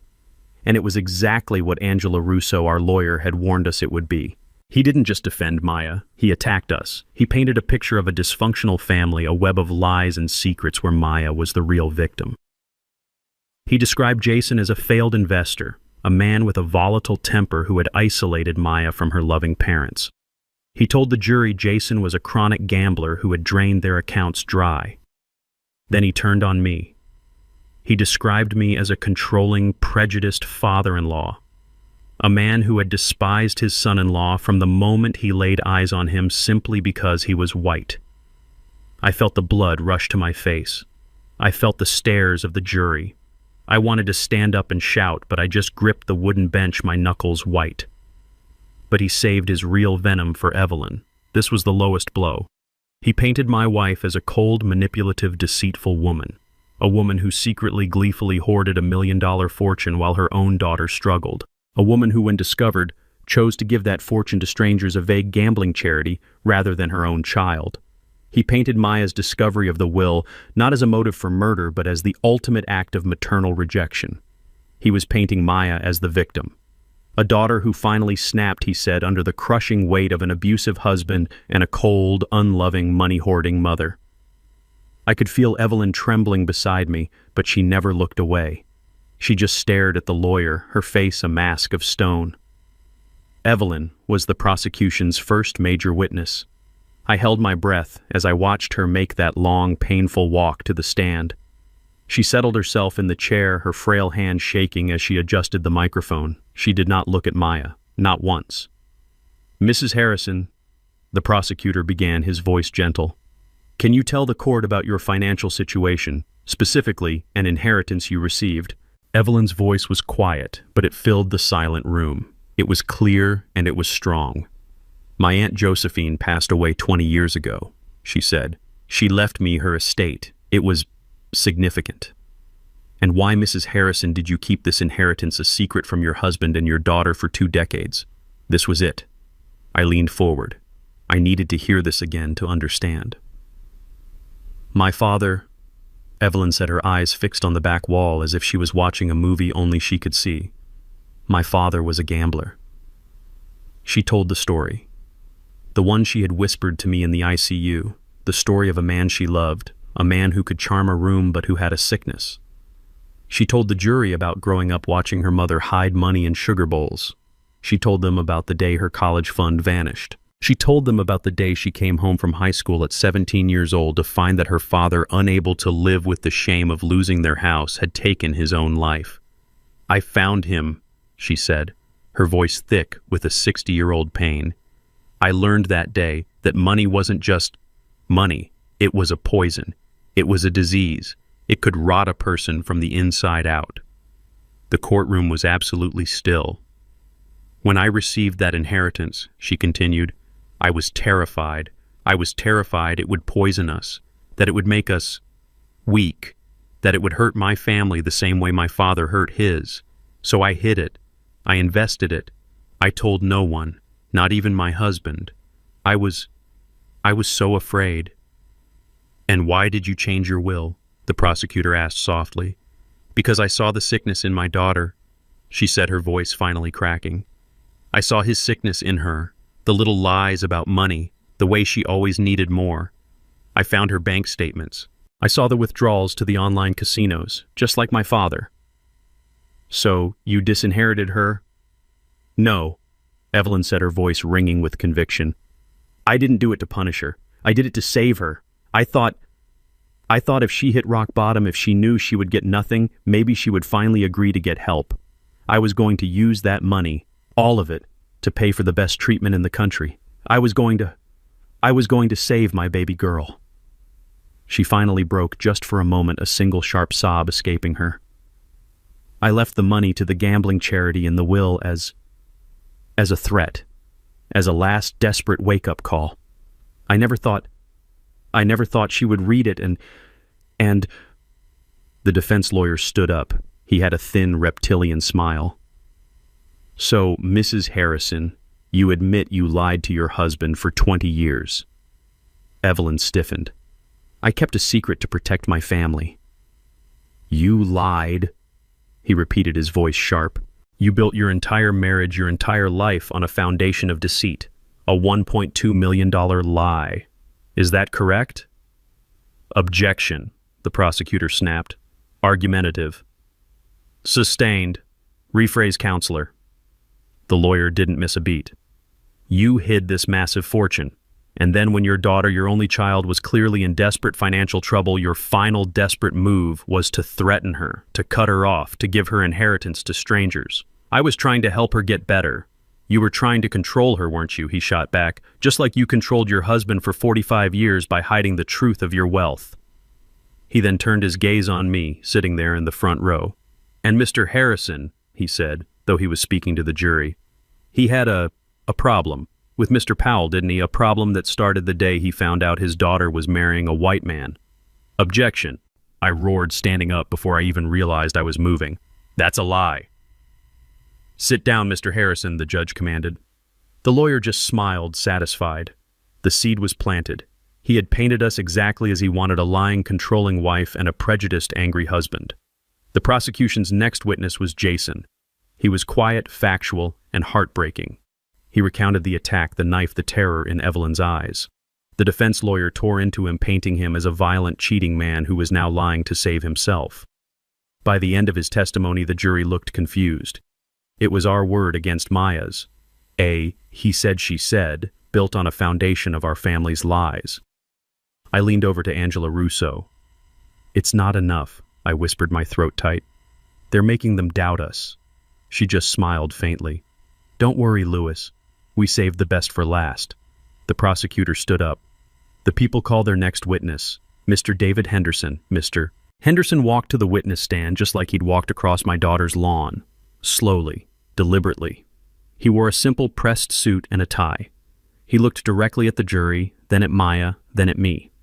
He looked like a man who was about to do a job he didn't want to do but would do right.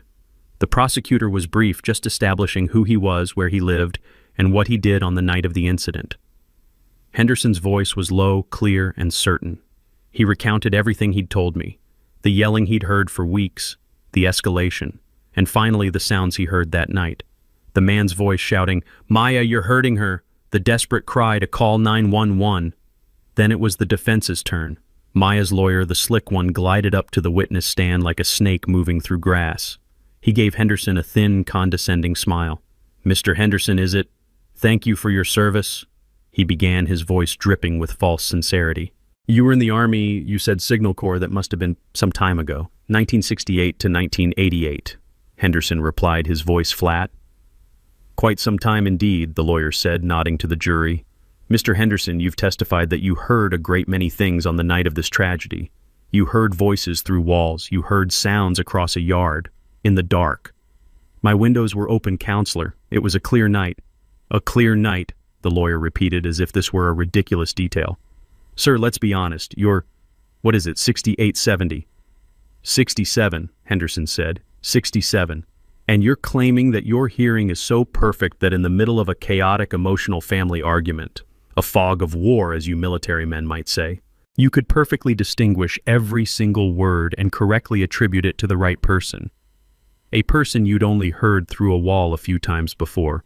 "Yes, sir, I could." The lawyer laughed, a short barking sound. "You're very confident. But let's get to the facts, shall we? You're not a family therapist. You're not a relationship expert. You're a man who eavesdrops on his neighbors. Isn't that right? I'm a man who sits on his porch. And you heard things. You didn't see anything, did you, Mr. Henderson? You didn't see my client, Maya Powell, touch her mother. You didn't see her touch her husband. You didn't see her with a knife. All you have is a collection of sounds that you, an old man with a grudge, perhaps have interpreted to fit a narrative. You heard, but you did not see. Isn't that the truth?" The lawyer leaned in, placing both hands on the witness box. "Yes or no, Mr. Henderson? You heard sounds. You did not see what happened in that house." The courtroom was silent. I could feel Maya watching him, a smug, faint smile on her lips. She thought this was it, the final nail in his testimony. Henderson leaned back in his chair. He looked at the lawyer. He looked at the jury. He looked at the judge. Then he leaned forward into the microphone, his voice suddenly filling the entire room, cold and hard as steel. "Counselor, you keep asking me what I heard. You keep saying I didn't see anything.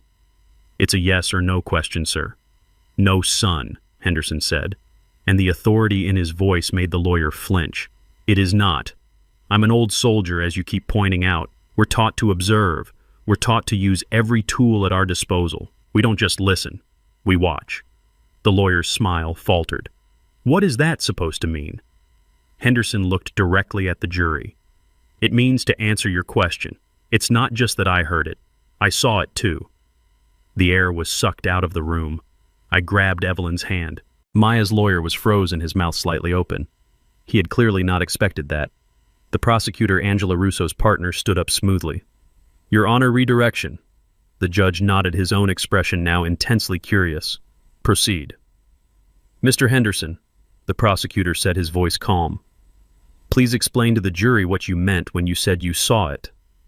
Well, Henderson said, adjusting his tie, I have a security camera. It's not a fancy system, just a simple motion-activated camera. I mounted it myself on the corner of my porch. It's aimed at my driveway, you see, to watch my truck. The defense lawyer suddenly came to life. Objection, Your Honor, this is a complete ambush. This was not disclosed. This is a blatant violation. The prosecutor didn't even turn around. Your Honor, he said, holding up a piece of paper, I'd like to direct the defense's attention to the evidence log they received 4 months ago. Item 34B, digital media provided by D. Henderson Neighboring Property. The defense had every opportunity to review this evidence. It is not the prosecution's fault that they, like Mr. Harrison, assumed what was on it. They never even looked at it. The judge's eyes were narrow. Objection overruled, Counselor. You may have just learned a valuable lesson about doing your homework. Please continue, Mr. Henderson. A faint, tight smile played on Henderson's lips. Thank you, Your Honor. As I was saying, my camera is aimed at my driveway, but the thing about your daughter's house, Mr. Harrison, he said, turning to me for a second, is that big curved bay window, the one that sticks out from the living room. I nodded, my heart starting to pound. During the day, it just reflects the sky, Henderson continued. But at night, when it's dark outside, and the lights are on inside that house, well, that big curved piece of glass, it becomes a mirror, a giant distorted fisheye mirror, and my camera is pointed right at it. Your Honor, the prosecutor said, his voice ringing with triumph, the state would like to play for the court Exhibit 34B. The judge nodded. So ordered. The defense lawyer was sputtering, but it was too late. The large monitors in the courtroom, the ones that had been dark, flickered to life. The image was grainy. It was black and white from the infrared. The timestamp in the corner was clear. The angle was from the side. You could see Henderson's driveway clearly, but there in the center of the frame was a dark, curved, reflected image, the inside of my daughter's living room. It was silent. It was warped like looking through a fishbowl, but it was clear. My heart stopped. I could see them. I could see Evelyn standing her hands up. I could see Jason, his back to the window, and I could see Maya. This is the truth, I whispered, and Evelyn squeezed my hand so hard her knuckles turned white. The monitors in the courtroom flickered on. A low murmur rippled through the gallery. I gripped Evelyn's hand. I could feel the tremor in her fingers, or maybe it was mine. I couldn't tell. Beside me, Evelyn sat up, her back rigid, her eyes locked on the screen. She was about to watch the worst moment of her life play out again. Maya's lawyer was on his feet, sputtering. Your Honor, it's a reflection. It's distorted. It's prejudicial and proves nothing. The judge's voice was cold. Counselor, you had 4 months to review this evidence. You chose not to. Please sit down. The lawyer sat, his face pale. The image on the screen was exactly as Henderson had described it. It was grainy, black and white. The timestamp glowed in the corner. The main focus was Henderson's dark driveway, but in the center, captured in the convex curve of my daughter's bay window, was a silent, ghostly play. The figures were warped, their proportions strange, like looking at a funhouse mirror. But it was them. There was no mistaking it. I saw my wife. Evelyn. She was standing, her back to the window, her reflection the clearest. She looked agitated. Her hands were up, gesturing. I saw Jason. He was pacing back and forth, his reflection fainter, his hands running through his hair. He looked exactly like I had felt in that hospital waiting room. He looked stressed. He looked terrified. And then there was Maya. Even distorted by the glass, her rage was a physical thing. She was leaning forward, her face a mask of fury. She was screaming. I couldn't hear the words, but I could see the venom. I saw her holding a piece of paper. The will. She was waving it in Evelyn's face. My wife was shaking her head, backing away, her reflection getting smaller as she moved toward the stairs. I saw Jason step between them. His reflection was a blur, but I saw his hands go up in a clear gesture of peace. He was trying to de-escalate. He was trying to stop it. I watched Maya's reflection turn on him. She screamed at him. He backed away, shaking his head. Then he turned his back on her, moving toward the wall, toward the telephone. My heart was pounding so hard I thought it would break through my chest. This was it. This was the moment. The moment he told her he was calling me. the moment he was going to get help. And then it happened. It happened so fast if I had blinked I would have missed it. Maya saw Jason turn his back. She saw him reaching for the phone. Her body coiled like a snake. And she launched herself. Not at Jason. At her mother. It was not a stumble. It was not an accident. It was not a scuffle in the fog of war. It was a push. A violent two-handed shove aimed straight at Evelyn's chest. My wife, my Evelyn, who weighed maybe 120 pounds, she never stood a chance. The video showed her staggering backward, her arms flailing, her reflection disappearing instantly as she went over the first step and vanished from the window's view. I felt Evelyn sob beside me, a sharp, broken sound, but the video didn't stop. The silent movie continued. Jason's reflection spun around his mouth, a wide black O of pure horror. He looked down toward where Evelyn had fallen. He took one step, then another, moving toward the stairs, disappearing from the reflection. He was gone for a second. Then he was back, his face frantic. He ran back to the phone. He was trying to call 911. He was trying to save her, just like he said. But Maya's reflection moved with a terrifying speed. She darted out of the window's view toward the kitchen. She was gone for 1 second, 2 seconds. Then she was back.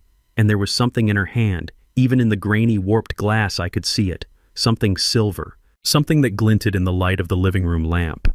Jason was at the phone. He had it in his hand, pressed to his ear. Maya came at him from his blind side. She raised her hand, the one holding the silver object. She lunged.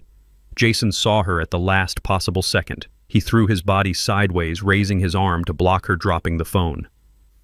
The two reflections became a blur, a chaotic, silent, violent tangle of limbs. I saw her hand rise and fall, rise and fall. I saw him fighting her off, pushing her away, his hands coming up to protect his face. The scratches, it was all there. Every lie she had told, every truth he had spoken. It was all right there, reflected in glass for the entire world to see. The prosecutor's voice was the only sound in the room. Stop the video. The screen went black. The silence in that courtroom was absolute. It was heavier than stone. I looked at the jury. A woman in the front row had both hands pressed hard against her mouth, her eyes wide with horror. A man in the back row just shook his head slowly back and forth. I turned my head. I looked at Maya.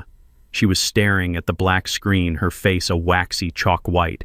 Her slick, expensive lawyer was standing beside her, his own face pale, his mouth slightly open. He knew. It was over. Maya's body began to tremble. A low, keening sound started in her throat. It wasn't a cry of sadness.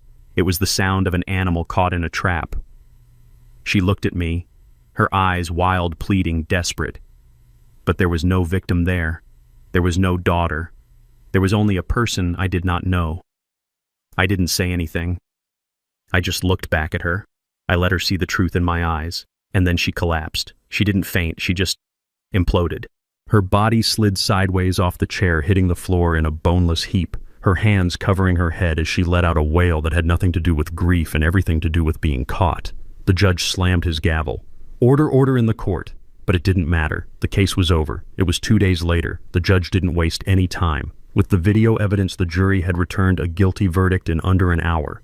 Manslaughter, aggravated assault with a deadly weapon. The lawyer's entire defense, his house of cards built on our family's lies, had been blown away by a single grainy reflection.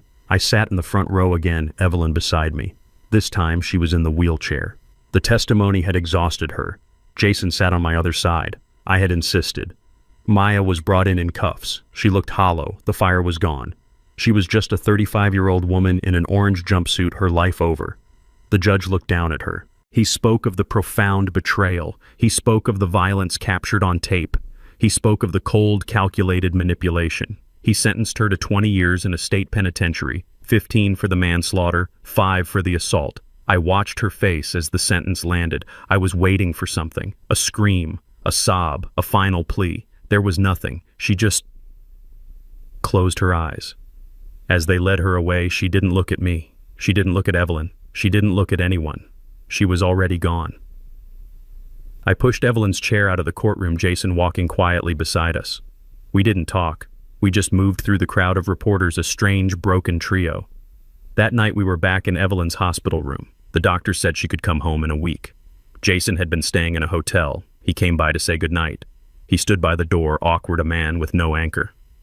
"Well," he said, "I guess I'll head out." "Jason, wait," Evelyn said. Her voice was stronger now, clearer. He stopped. "I need to say something," she said, her hands twisting the thin hospital blanket. "I need to apologize to you." Jason frowned. "Apologize, Evelyn, for what you're the one—" "No." She cut him off, her eyes filling with tears.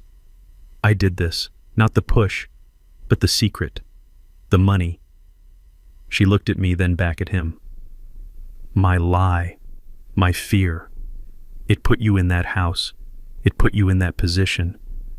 If I had just been honest with my husband, with my daughter from the beginning, if I hadn't been so afraid of that old ghost, my father, none of this would have happened."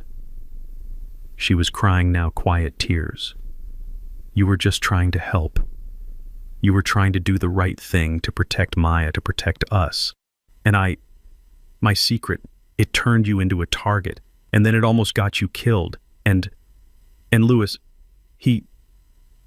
She couldn't finish. She just looked at me, and I knew it was my turn. I stood up from my chair and walked over to Jason. I stood in front of him, this man who was 33 years my junior, this man who I had despised, this man who had shown more strength and character than I had in my entire 71 years. "Jason," I said, and my voice was thick, "she's right, but she's not the one who needs to apologize. I am." He just looked at me, his eyes guarded, waiting. "When I first saw you, I started fumbling for the words. I made up my mind about you in about 10 seconds. I saw the car, I saw the watch, I saw the color of your skin, and I saw the way you seemed so, I don't know, smug. Louis, you don't have to." "Yes," I said, holding up a hand.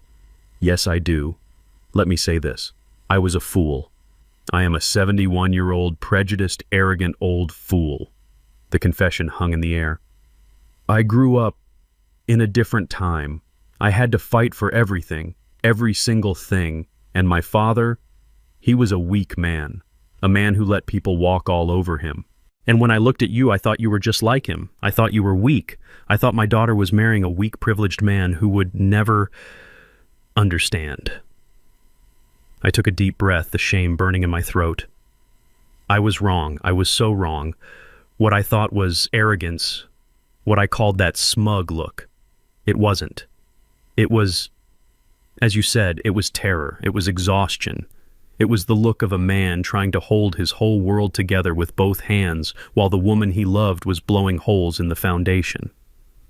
I looked him square in the eye. I didn't see a man protecting my daughter. I saw a white kid who I didn't think was good enough. And that prejudice, my prejudice, it blinded me. It made me deaf. I heard what Henderson said and I refused to believe him. I saw the scratches on your face, and I used them as proof of your guilt when they were proof of your innocence. I helped her. I helped my daughter frame you. When she pointed her finger, I was the first one to pick up a stone. I am so sorry, Jason, for what I did, for what I thought, for the man I was. Jason stared at me for a long time. I watched a dozen emotions pass over his face.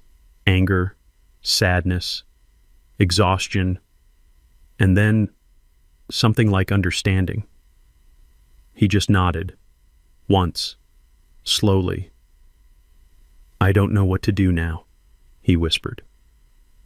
"She's gone. My wife. My life. It's all just gone. I have nowhere to go." Evelyn was watching us, her hand over her mouth. I looked at Jason. This man who had been through an inferno. This man who had tried to save my wife. This man who had taken the fall for my daughter. "Yes, you do," I said. He looked up at me, confused. "You're not alone," I said, and I put my hand on his shoulder. "You're not some stranger.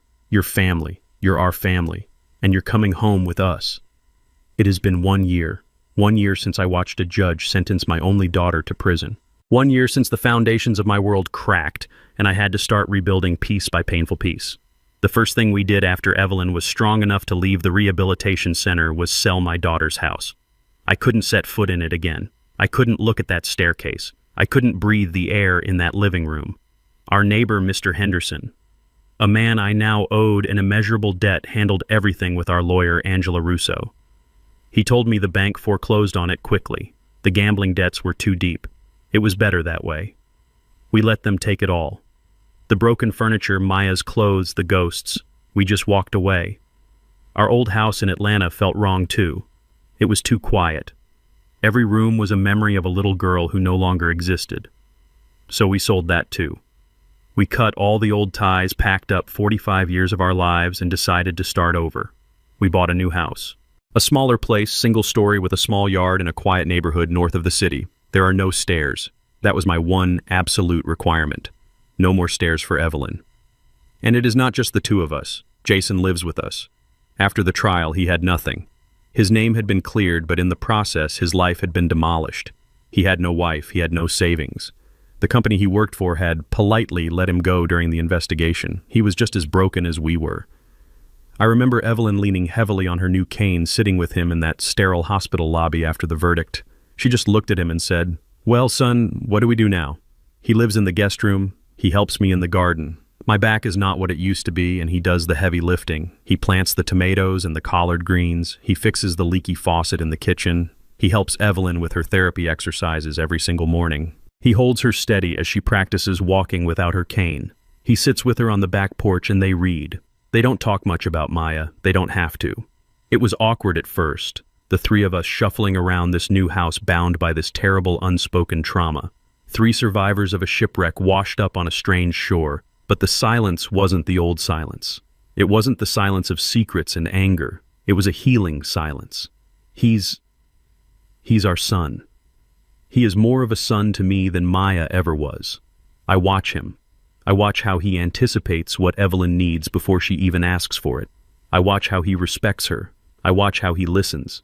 He doesn't just wait for his turn to talk. He listens. I confessed something to him last week. We were in the garage organizing tools. My hands shake now. It's a tremor that started the day Evelyn fell, and it never really went away. I was trying to hang a hammer. He saw me struggling and gently took it from my hand. "You know why I hated you, Jason?" I said. My voice was quiet. He stopped the hammer in his hand. He looked at me, his eyes guarded. "Because I was a white kid from a rich family who you thought wasn't good enough for Maya." That was part of it, I admitted, and the shame still burned. But that wasn't the real reason. I hated you because I thought you were weak. He frowned, confused. Weak? I told him something I had never told anyone, not even Evelyn. I told him about my father. My dad was a good man, a kind man, but he was weak. He was a porter in a hotel his whole life. He let people walk all over him. My mother, his boss, anyone. He just took it. He smiled and bowed his head and said, "Yes, sir," while life stole his dignity. I spent my entire childhood watching him apologize for the space he took up in the world. I swore to God I would never be him. I swore I would be strong. I swore I would build a life he was too scared to build. "When I saw you," I told Jason, my voice thick. "I saw my father. I saw the way you let Maya talk, the way you were so quiet. You never fought back. You just absorbed it. I mistook your silence for weakness. I thought my daughter was marrying a man who would let her and the world walk all over him. I thought you were him, and I despised you for it." Jason just stood there listening, the hammer hanging by his side. "I was wrong," I said. "I was a 71-year-old fool. Your silence. It wasn't weakness, son. It was strength. It was the strength to hold your family together. It was the strength to absorb her sickness so that we wouldn't have to see it. You weren't weak. You were the strongest man in that house. You were the man I wish my father had been." He didn't say anything. He just nodded once, and we went back to organizing the tools, but something had passed between us. The last ghost had finally left the room. We were healing. Evelyn's limp was almost gone. She was baking again. Jason had found a new job at a small local financial firm. We were building a new life, a quiet life. We were safe. And that is when the letter came. It arrived yesterday morning, a plain white business envelope. I almost threw it out with the junk mail. But the return address wasn't from a business. It was from the Georgia State Correctional Facility for Women. My hands started to shake again. That tremor. Evelyn saw it from the kitchen. "Louis, what is it? What's wrong?" I couldn't speak. I just held up the envelope. The color drained from her face. Jason walked in from the hallway, saw the letter in my hand, saw our faces. The new, fragile piece of our home instantly evaporated. "It's from her," Jason said. It wasn't a question. I stood there in the entryway, the letter feeling like it was burning a hole in my hand. Part of me, a dark, angry part, wanted to throw it straight into the fireplace. Just burn it. Burn her. Get her out of our lives. But Evelyn put her small, warm hand on mine. "We have to, Louis," she whispered, her voice trembling. "We have to read it. We have to do this together." I looked at Jason. He just nodded, his jaw set. I slid my finger under the flap. The sound of the paper tearing was too loud in the quiet room. I unfolded the single sheet of ruled notebook paper. It was my daughter's handwriting. Frantic. Angry. I began to read it out loud. My hands were shaking. That tremor. The one that started the day I saw Evelyn at the bottom of the stairs. It was back. I stood there in the bright, cheerful entryway of our new home, the sunlight streaming in, feeling the warmth of Evelyn's hand on mine. But the envelope in my hand felt like a block of ice. It was a plain white business envelope, flimsy, cheap, but the return address printed in stark black letters stole the warmth from the entire room.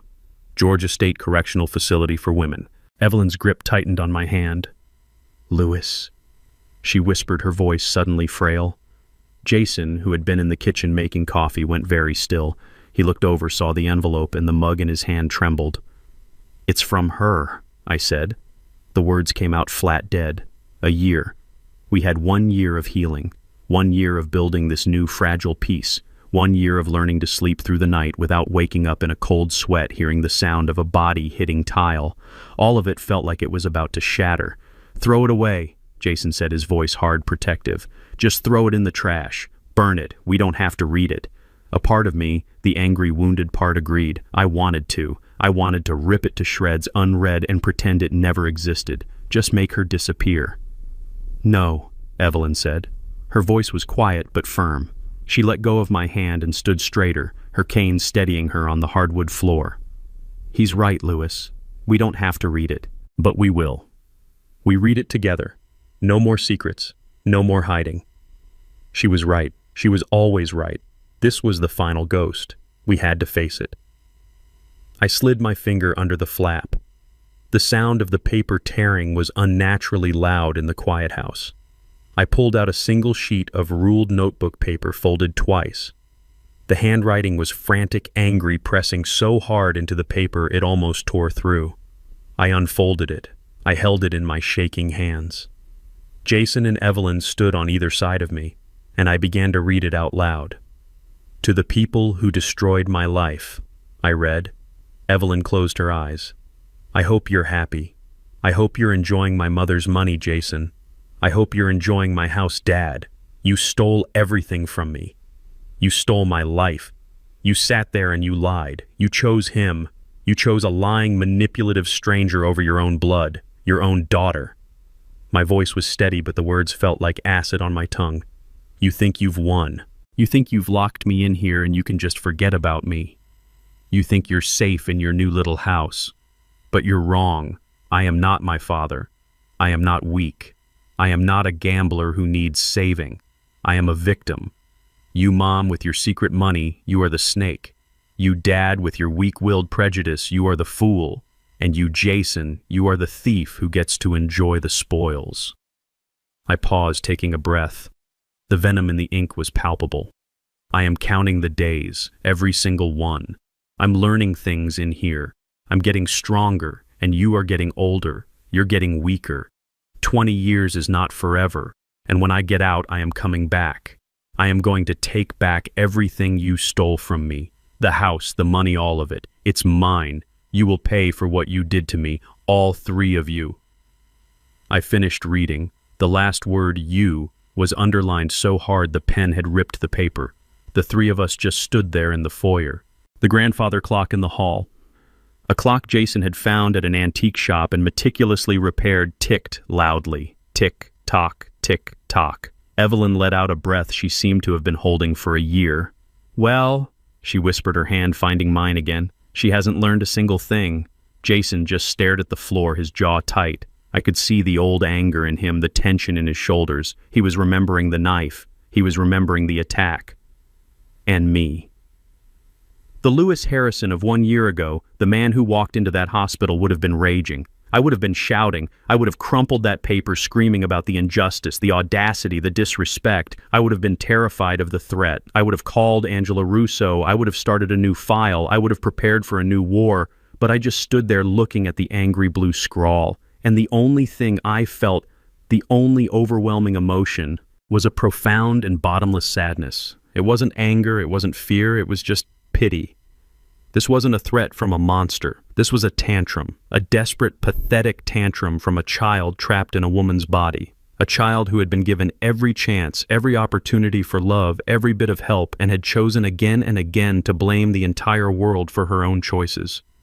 She had learned nothing. "She's still blaming us," Jason said, his voice heavy.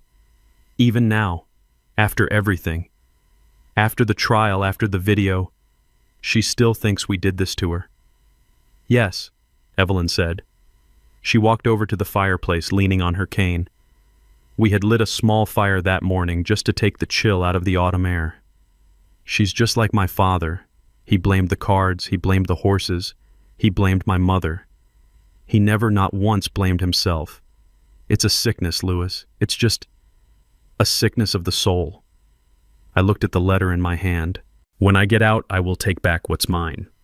I thought about the Lewis of a year ago, the man terrified of weakness. He would have seen this as a threat, a new fight to prepare for. He would have let it poison the next 20 years of his life. But the Lewis of today, the man standing next to Evelyn and Jason, saw it for what it was. Empty words. She had nothing to come back to. The house was gone. The $80,000 was gone. The secret $1.2 million. That was now healing other families, funding the very addiction centers Maya refused to enter. "She thinks we have her money," I said, a slow realization dawning. "She still thinks it was all about her. She still doesn't understand that the money was never the point." "She never will," Jason said. "She'll be counting those 20 years planning her revenge. How do we live with that, knowing she's coming back?" I looked at Evelyn, who was watching the fire, her face calm in the warm light. I looked at Jason, this good, strong man who had become my son in every way that mattered. This man who had faced down a knife to save my wife. This was my family. This new, strange, broken, and beautiful family forged in tragedy. I walked over to the fireplace. "She's wrong," I said. Jason looked up. "What?" "She's wrong," I repeated. "She's not coming back to take everything. Because she can't." I held the letter over the flames. "She can't take this house because we built it together. She can't take our peace because we earned it. And she can't take us because we chose each other. We faced the truth. She is still living in the lie." Evelyn put her hand on my arm. Jason stood up and came to stand on my other side. I let go of the paper. We watched it together, the three of us. We watched the paper curl, the edges browning.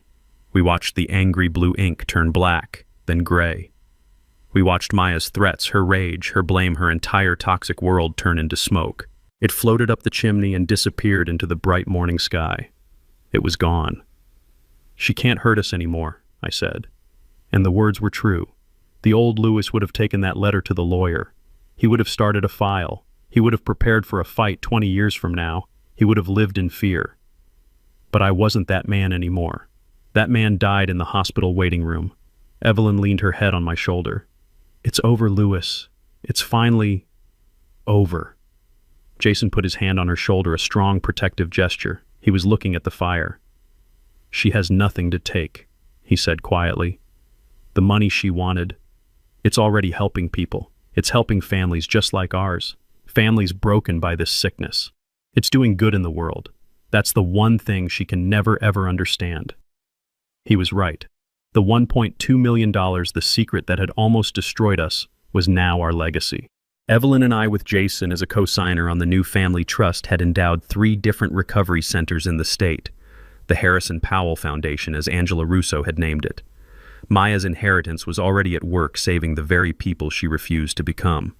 I looked at the 2 people beside me.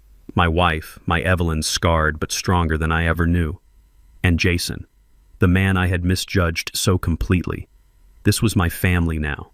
Not born of blood, but forged in fire. We were 3 survivors standing in a new home, watching the last ghost of our past turn to ash. I put my arm around Evelyn. I put my other arm around Jason. "She's right about one thing," I said. They both looked at me. 20 years is not forever," I said. "And when she gets out, she won't find us. We'll be long gone. But we'll have lived, we'll have healed, and we'll have done it together." The last glowing ember of the letter winked out. And in our new home, the 3 of us stood in the silence, finally, truly at peace. 6 months later, we were sitting on folding chairs in a brightly lit church basement. The coffee was weak and the fluorescent lights hummed just like they did in the hospital. But this place felt different. This was a place of healing. We were at a meeting for the New Horizons Recovery Center. It was a support group for families of gambling addicts. Evelyn, Jason, and I were just sitting in the back, listening. Evelyn walked with her cane, now her steps slow but deliberate. Her physical recovery had been remarkable.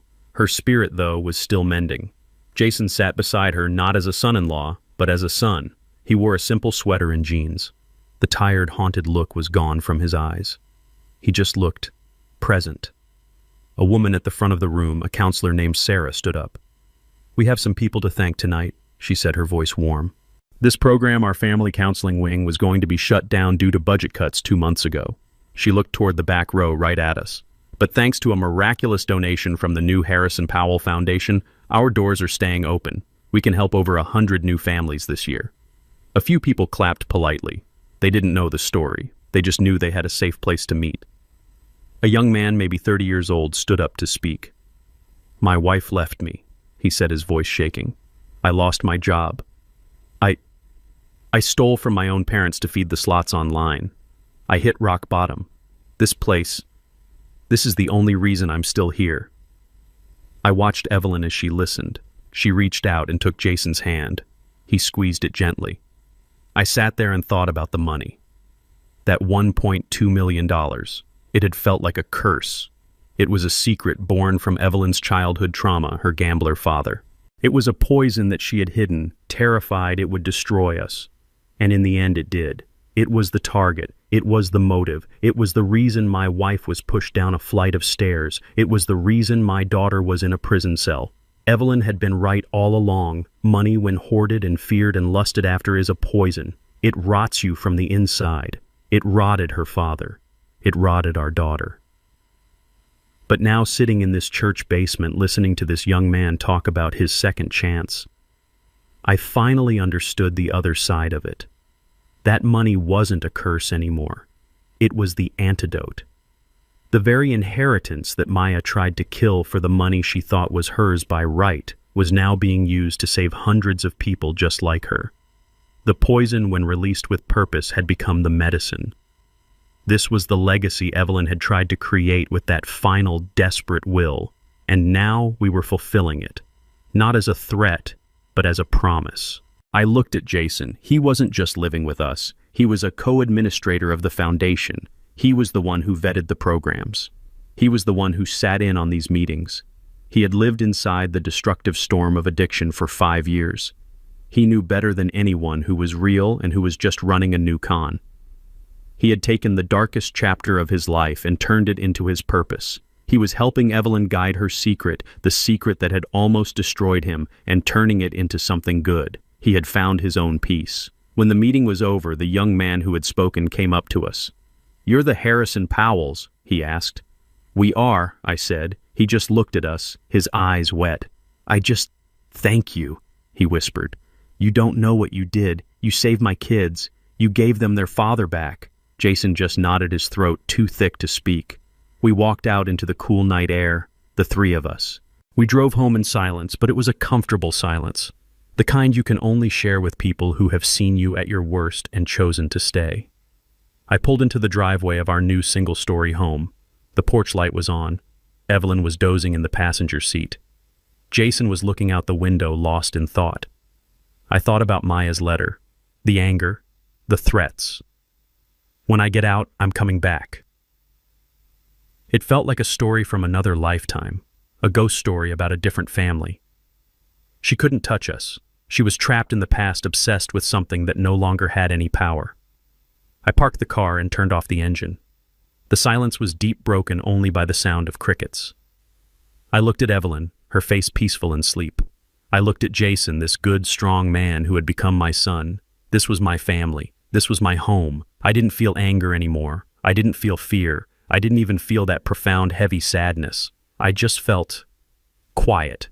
We were home, and we were at last at peace. Here is a powerful lesson we can learn from this story. This story teaches us about the devastating power of secrets and prejudice. Lewis's judgment of Jason based on appearances blinded him to the real threat, while Evelyn's own secret born from past trauma created a target for greed.